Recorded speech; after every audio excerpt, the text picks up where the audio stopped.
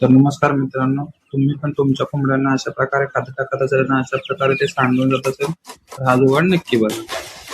तर अशा प्रकारे 10 बॉटल्स घेतलेले आहेत. त्यामधल्या 5 बॉटलचे खालचा भाग कट करून घ्यायचा आहे.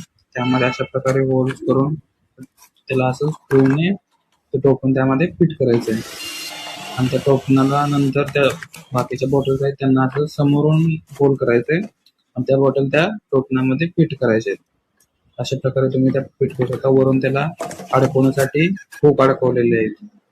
त्यानंतर ते अडकवण्यासाठी इथे एक त्यांनी अँगल राऊंड घेतलाय आणि अँगलला त्यांनी ते हुक फिट केलेले आहेत जेणेकरून त्या बॉटल तिथं अडकवता येते.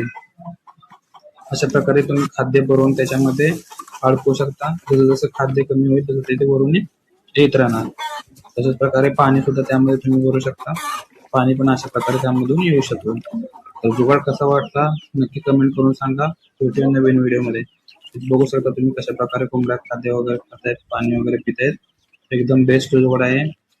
भेटूया नवीन व्हिडिओमध्ये.